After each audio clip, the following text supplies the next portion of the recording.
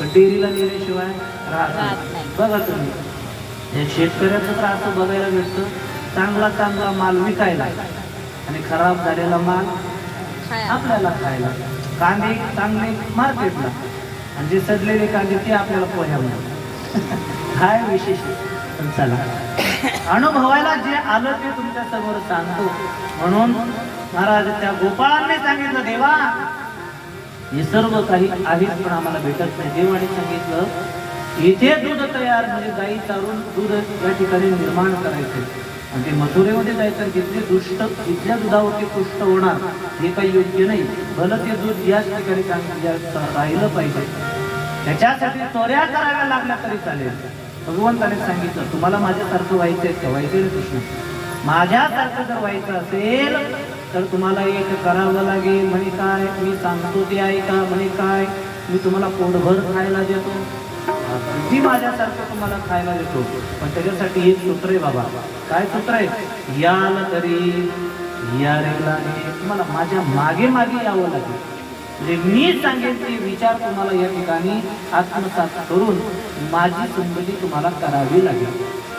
कृष्णा तुझ्या मागे मागे यायचं. हो, म्हणजे तुझ्या संगतीमध्ये आलो तर काय करशील? भगवंताने सांगितलं आजी देतो पोट भरी, पोटभर देईन म्हणे खायला. पोटभर देणार? हो. किती देणार? अगदी या ठिकाणी तृप्त करणार तुम्हाला. तृप्तीचे ढेकर देईपर्यंत मी तुम्हाला खायला पुरे म्हणाल तो बस बस बस म्हणेपर्यंत खायला देणार. आता देव खायला देणार म्हटल्यानंतर आनंद झाला. आता आले बघा दिवस जवळ पुढे. आता खाऊ घालणार बरेच मंडळी. मग त्यांचे कसे जय जयकार सुरू होतात. तसं भगवान परमात्मा आता पुढारी आहे. हा खायला देणार ना, आणि मग त्याचं महाराज जय जयकार सुरू. कृष्ण की जय तो आम्हाला खायला देणार. भगवंताने सांगितलं हे गोपाळांना, मी काय का ओरडताय? आणि तू खायला देणार आहे, तुझा जय जयकार करायला पाहिजे. ज्याची खावी पोळी त्याची वाजावी टाळी. बरोबर आहे, तुझी टाळी वाजली पाहिजे ना. देव बोलले वेडे झाले तुम्ही. अरे मी जरी तुम्हाला खायला देणार असलो पण ज्या मार्गाने देणार आहे तो मार्ग म्हणजे असा ओरडण्याचा मार्ग नाहीये, कोणाला सावध करून उपयोग नाहीये. मग ज्या मार्गाने देणार त्या मार्गाने कसं जायचं? आणि कसं जायचं रे कृष्णा? हळू चालायचं. का हळूहळू चालायचं? अरे नुसती एकच तुला सांगितलं, पुढचं ऐका ना. हळूहळू चालायचं, कोणी कोणाशी बोलायचं नाही, म्हणजे बोलायचं नाही. आणि हळूहळू चालायचं म्हणजे काय करायचंय? अरे मी तुम्हाला देणार म्हणजे या ठिकाणी आपल्याला चोरी करून या ठिकाणी मिळवायचं. चोरी करायची. गोपाळाने सांगितलं चोरी करणार नाही, कारण आई वडील म्हणतात चोरी करणं चांगलं नाही. देवाने आपलीच वस्तू आपल्याला चोरायची. आपण ज्याने तृप्त होणार ते तृप्त होऊ देत नाही, म्हणून आपण आपली वस्तू चोरायची. शेवटी गोपाळांना चोरी करण्यासाठी प्रवृत्त केलं. काय काय आणायचं सांगितलं. आपण कालेच्या कीर्तनामध्ये नेहमी ऐकत असतो. काठे आणायचे सांगितले, सराटे आणायचे सांगितले, आणखी महाराज काय वस्त्रगळीत माती ती सांगितली. आणखी काय सांगितलं? खडे असे सर्व प्रश्न. हे काय चोरी करायचं साहित्य. खडे कशासाठी? असे उपयोग भगवंताने सांगितलं. खडे कशासाठी? रात्री जाणार आपण. रात्री गेल्यानंतर कोणत्या खोलीमध्ये, घरामध्ये गेल्यानंतर कोणत्या कोपऱ्यामध्ये उतरंड कशी कळणार आपल्याला? आणि काही नाही, घरामध्ये प्रवेश केला की खडे घ्यायचे अशा कोपऱ्यामध्ये फिरून बघायचे. उत्तम असा आवाज येतो, समजायचं तिकडे काय आहे, उतरंड आहे, मडके लावलेले. बरोबर खडे समजले रे. काठी कशासाठी? काठी अरे आपण लहान वरती शिंक टांगलेला असेल, नाही हात पुरला की चट्टोला फोडायचं बडबड. बरं काठीचा उपयोग समजला, खड्याचा उपयोग समजला. हे वस्त्रगळीत माती कशासाठी? चोरी करता करता जर गवळण जागी झाली आणि ती जर आपल्याला पकडायला आपल्या पाठीमागे पळायला लागली, मग पळता जर ती पकडायला लागली तर काही नाही, ती वस्त्रगळीत माती घ्यायची आणि फक्त दिशेच्या डोळ्यामध्ये फेकायची. बसन डोळे तोपर्यंत जायचं, पळून जायचं. त्याच्यामध्ये तो पे द्या.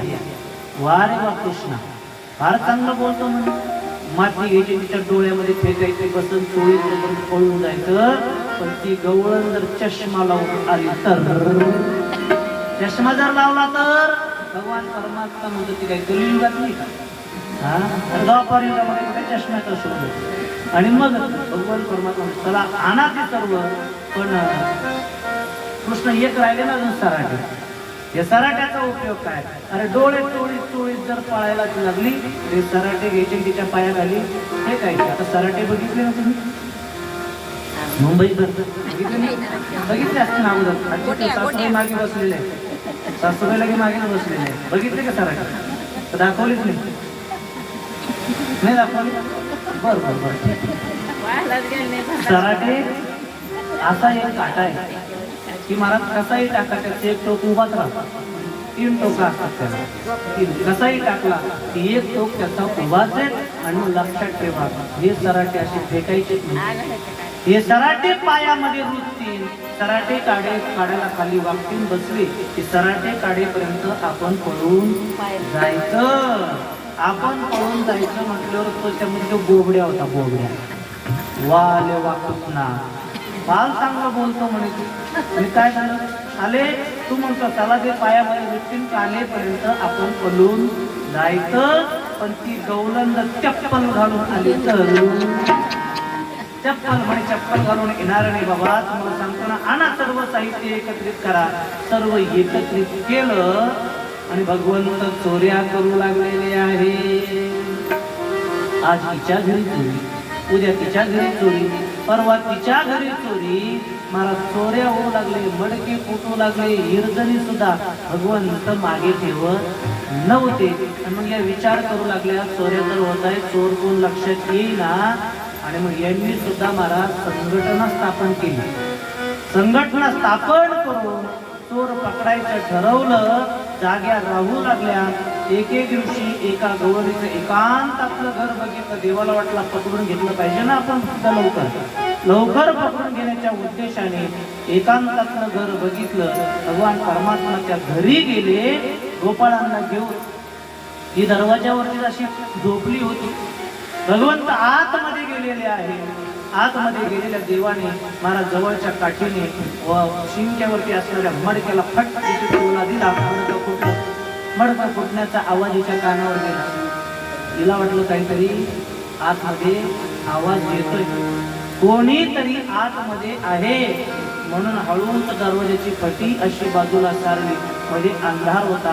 कोणीतरी आतमध्ये आहे लक्षात आलंय. 4, 5, 6, 7 पोरं दिसतात. कोणीतरी आतमध्ये कोण आहे हे लक्षात येणार. यांनी लीला केली. कोण आहे तिला समजलं पाहिजे. तिथे कोण आहेत आतमध्ये तिला समजलं पाहिजे. म्हणून काही नाही भगवंताने असा लोण्याचा गोळा शिंक्यातला जो लोणी होतं पडलं होतं त्या लोण्यातला गोळा आपल्या हातामध्ये घेतला. आणि हिला नावं कळावी कोण आहे का म्हणून आतमध्ये.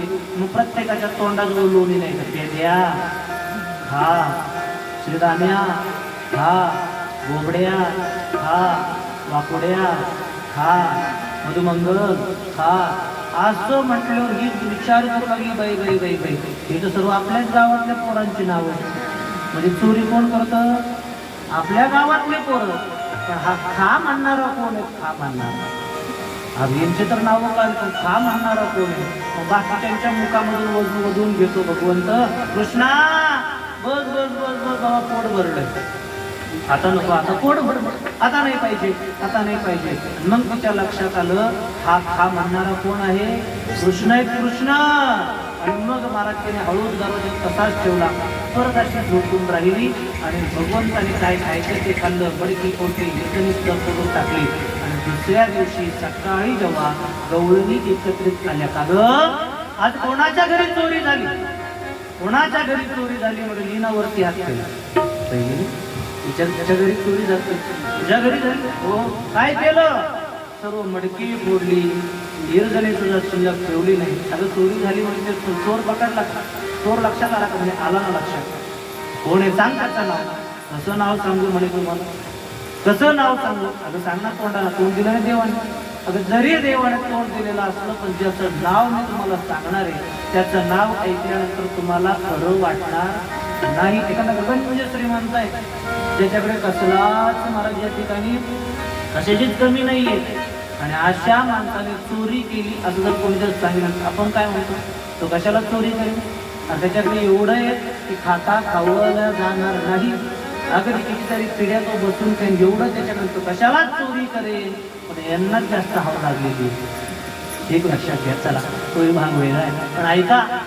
आणि अशा पद्धतीने चिंतन करत असताना अरे सांग नाव, खरं नाही वाटणार, खरं नाही वाटणार, अरे सांग. आणि मग महाराजची नाव सांगा म्हटल्यानंतर बाकीच्या गवळणी म्हणू लागल्या सांग नाव. आणि मग गेले सांगितलं बाई सांगू का?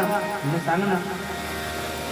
म्हणती नंदाची या पोरे, म्हणती नंदाची या पोरे, म्हणती नंदाची या पोरे, म्हणती नंदाची या पोरे, म्हणती नंदाची या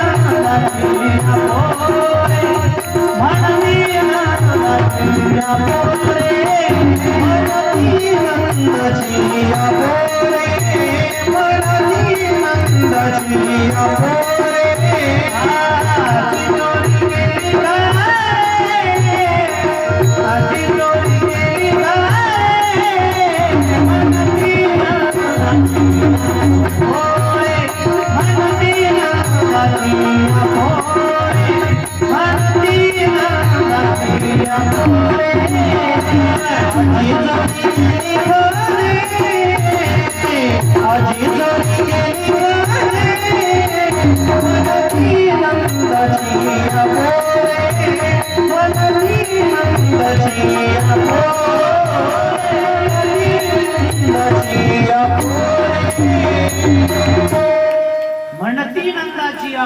चोरी करणार कोण आहे?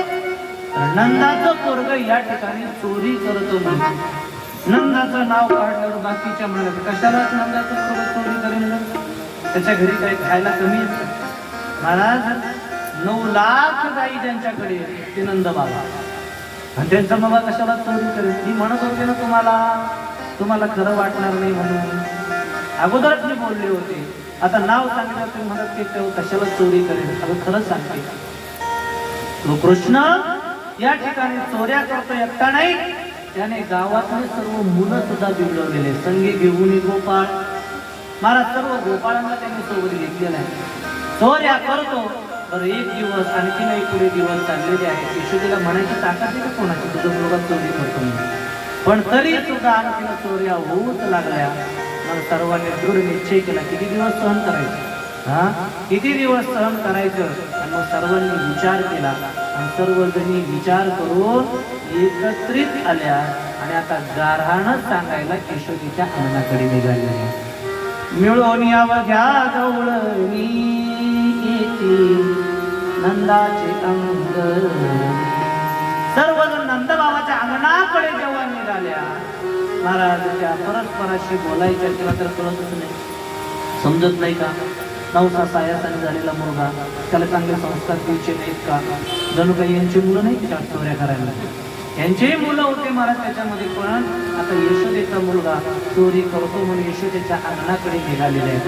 मत बडबड करीत निघाल्या. यशोदा समाता सकाळी सकाळी काम करत होती. तिने विचार केला बाई आणखी महिलांचा आवाज कानावरती येतोय, कुठे निघाल्या? आज कसली मीटिंग नाही, कसला मोर्चा कसला निघाला म्हणे. बरं निघाला तर तो आपल्याच अंगणाकडे, आपल्याच गल्लीतून. बरं गल्लीमध्ये येऊन थांबल्या. आता गवळणीच त्या असा कोणी महाराज या ठिकाणी पदर ठेवलेला आहे कमरेला पदर ठेवून त्या म्हणलं यशोदे ये बाहेर, यशोदे ये बाहेर. यशोदा माता बाहेर आली. यशोदा माता म्हणलं का ग कुठे निघालात म्हणे अशा अवस्थेमध्ये. यशोदा मातेकडे कोणी लाल गुंड डोळे करून बघतं, कोणी नाक वाकडं करतं. आणि मग यशोदा मातेला म्हणलं काय झालं ग, काय झालं ग म्हणून काय विचारते? होत नव्हता म्हणजे मुलगा 9 सायासाने झाला. म्हणजे किती वर्ष झाला माहिती यशोदेला मुलगा. ज्या वेळेस भगवान परमात्मा घरी आले ना, यशोदा मातेचं वय 80 वर्षाचं होतं. म्हातारपणामध्ये झाला म्हणजे 9 सायासाने. आणि मग त्याला व्यवस्थित संस्कार लावता येत नाही. काय झालं ग, काय केलं माझ्या मुलाने, काय केलं म्हणून काय? अगं जरा आवर घाल आताच. आताच आवाज घातलं तर बरं राहील, नंतर पुढे तुला फार पस्तावा करावा लागेल. ते गवळणी म्हणू लागल्या, आवरी आवरी आपुला काना,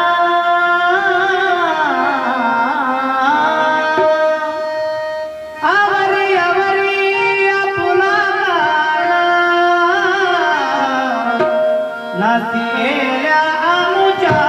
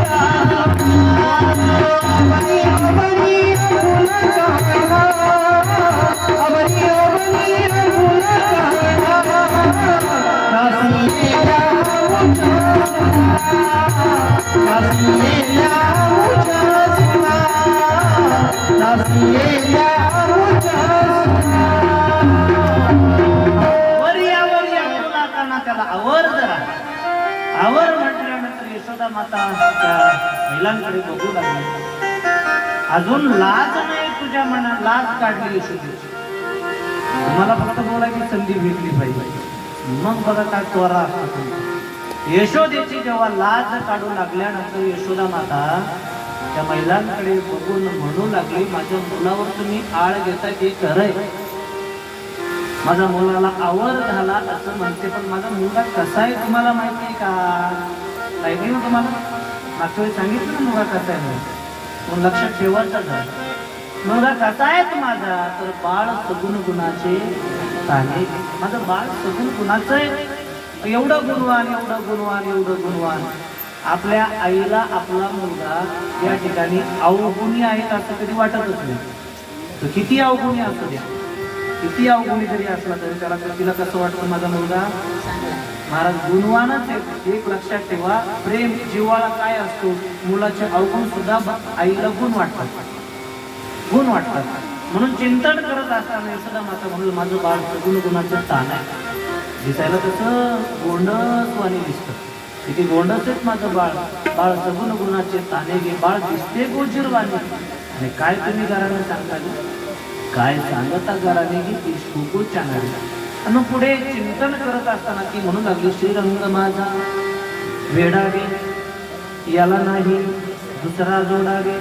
अगं श्रीरंग माझा वेडा आहे, किती सुंदर आहे. वेडा म्हणजे शहाणा, तिच्या म्हणण्याच्या बाबतीमध्ये या ठिकाणी माझा मुलगा अतिशय चांगला आहे. एवढंच नाही, अगं त्याचं काय वय का चोऱ्या करण्याचं? मग काय वय? 5 वर्षाचे माझे बाळगे, अंगणी खेळ खेळले, का लटिकाच घेता आळगे गोकुळच्या नारी. काल काळ घेता माझ्या मुलावर. माझा मुलगा काही चोऱ्या करण्याच्या वयाचा आहे का? कसा आहे तो? सावळा लक्ष्मणा माझा गे, गवळणीत खेळे राजा गे. आणि एवढा सुंदर या ठिकाणी माझा मुलगा, माझ्या मुलावर आळ घेता बघ तुम्ही, आणि तुम्ही काय लय शाहू. तुम्हाला कमी आजकालची ओळखते का? मग तुम्हाला पहिल्यापासून ओळखते तुम्ही कशा आहे. तुम्हाला विनाकारण दुसऱ्याला टिमणं गाजायची सवय लागलेली. तुम्ही टिमणं गाजायची म्हणजे तुम्ही मोठ्या ढाल जागे गोकुळच्या नारी. अगं मला प्रत्येकीच्या घरातली परिस्थिती माहिती आहे. कोणाच्या सासूचा स्वभाव माहिती आहे, कोणाच्या आईचा स्वभाव माहिती आहे. तुमच्या घरी तुम्हाला खायला प्यायला चांगलं भेटत नाही, आणि खायला प्यायला भेटत नसल्यामुळे घरातले बाहेर गेले तर तुम्हीच काय करतात, घरातलं लोणी खातात, लोणी गोळे खातात. आणि मग स्वतःवरती आळ येऊ नयेत ना म्हणून कोणावरती आळ घेता, या गोपाळांवरती आळ घेता. म्हणे तुम्ही खाऊन लोण्याचा गोळा घे, आळ घेता या गोपाळा घे, तुम्ही खाईच्या ओढाळा घे गोकुळच्या नारी. तुम्ही किती खोड करत मला माहिती ना. त्या मुलांची खोडी करतात ना, तेही गाणं सांगतात ना, त्याची गोटी काय लपवली, त्याचं काय या ठिकाणी करतात म्हणजे तुम्ही. आणि मग तुम्ही लपवणी याची गोटी घे, लागता याची पाठी घे, तुमची एवढीच रीत खोटी घे गोकुळच्या नारी. आणि मग तुमची एवढी रीत खोटी घे असं या ठिकाणी त्या यशोदा माता बोलू लागली. पुढे आणखीनही बोलत असताना म्हणते तुम्ही लपोनियाचा होरा घे, आळ घेता शारण घरा घे. तुम्ही बोला हा पाठ नाही का? तुम्ही आहे ना, तुम्हाला नाही म्हणेल तिकडे सांगतोय मी. 12 घरच्या 12 घे गोकुळच्या नारी. अशी यशोदा माता त्या ठिकाणी बोलायला लागली. ते विचार करू लागलेला चांगलं सांगायला आलो मी. तुझा मुलगा चोऱ्या करतो, तुझा मुलगा खोड्या करतो, इतरांना त्रास देतो, आणि असं सांगायला आल्यानंतर हिला मान्य करायला पाहिजे ना. पण हिचा स्वभावच पहिल्यापासून कधीच कोणाचं ऐकून घेतलं नाही, कधीच कोणाचं ऐकून घेतलं नाही. आणि मग सांगायला आलेल्या मुलीला यशोदा माता शिव्या देते, आणि मग त्यांना सुद्धा तिचा राग आला. मुलीला चांगलं सांगायला आले आपल्यावर रागावून आपल्याला शिव्या देते. मग कोणी तिच्यावर असे डोळे वटारून बघू लागला. यशोदेकडे डोळे वटारून बघू लागला. कोणी असं मला ज्या ठिकाणी लाल बुंद डोळे करून ते पाहू लागलं. कोणी विनाकारण असे हाताला झटके मारू लागलं. तिला कळतच नाही पाहिजे, तिला कळतच नाही असं म्हणू लागलं. कोणी अशी पायाने माती उडवू लागलं तिच्याकडे. कोणी आता हे नाक असं थोडंसं महिलांना जमतं ते बरोबर वाकडं करू लागलं. कोणी तोंड वाकडं करतंय, कोणी असे डोळे असे भिन करू लागला. यशोदा मातेने सर्वांकडे बघितलं. यशोदेला राग आला. म्हणे आल्या तर आल्या माझ्या अंगणामध्ये, घरानं माझ्या मुलाचं सांगू लागल्या, आणि वरून मला डोळे वटारून पाहू लागल्या का. आणि मग यशोदेने एक इकडे हात केला बरं का, असं एक हात केला. जिने महाराज या ठिकाणी लाल बुंद डोळे केले होते ना, तिला विचारलं का गं लाल बुंद डोळे काय केलं माझ्या मुलाने, काय केलं जरा सांग ना, काय केलं म्हटल्या बरोबर. आता ती पहिली गवळण समोर आली, आणि पहिली गवळण घरानं सांगू लागली, ऐक यशोदे तू म्हणतेस ना काय केलं, ऐक जरा तुझ्या मुलाचा पराक्रम. काय पराक्रम सांगते, काय म्हटल्या बरोबर. गवळण सांगती घराने रात्री आला चक्रपाणी, खाऊनी दही दूध तूप लोणी, अवघी फोडिली गिरजणी. हागे बाई हे गे बाई अम्मासी पावेना, यशोदे बाळ तुझा काना कुठवर तो सुदिंगा. काय केलं तर याने महाराज दही दूध तूप लोणी रात्री येऊन सर्व खाल्लं ग खाल्लं.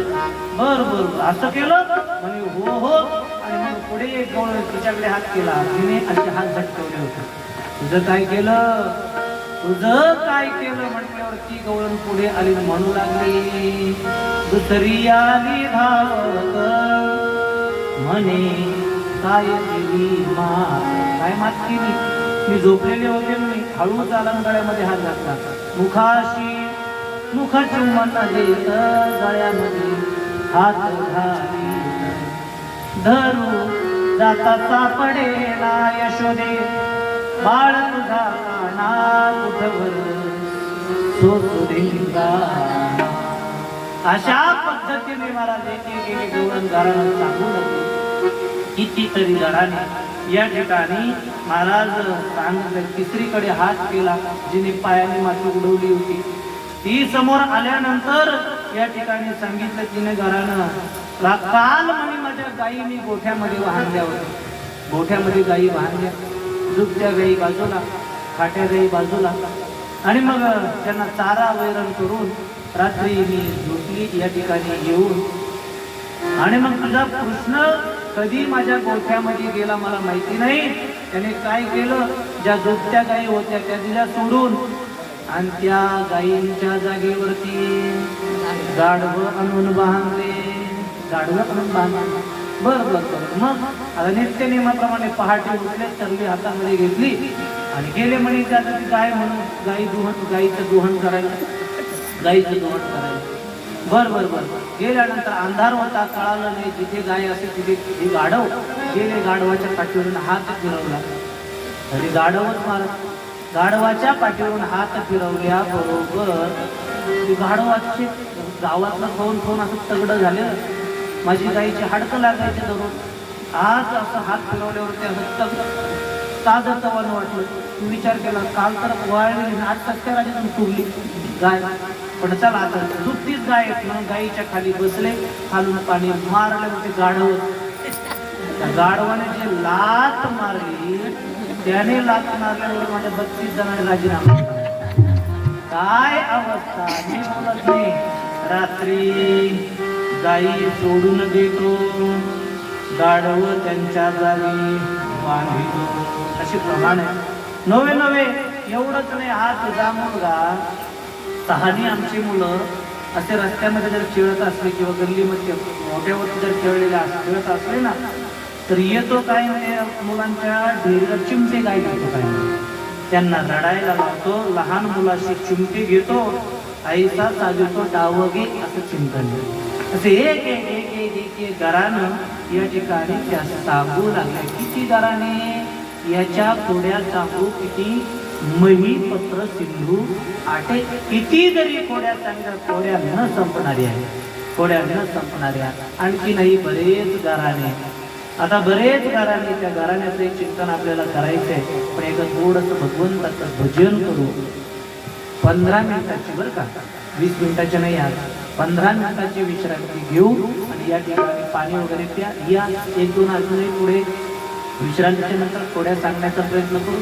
नाहीतरी आपण मला कोड्या सांगण्यासाठी तिथं बसलेलो आहे. आणि त्याच्या कोड्या जरी असल्या तर त्या आपल्याला आनंद देतात, हे महत्वाचं आहे. त्याच्या कोड्या आपल्याला आनंद, ही त्याची एक खोडच आहे. देवाच्या चरित्राची एक खोडच आहे की आपल्याला महाराज या ठिकाणी आनंद देणं. म्हणून चला अशा भगवंताचं थोडंसं चिंतन दुसऱ्या सत्रामध्ये आणखीन आपण करण्याचा प्रयत्न करू.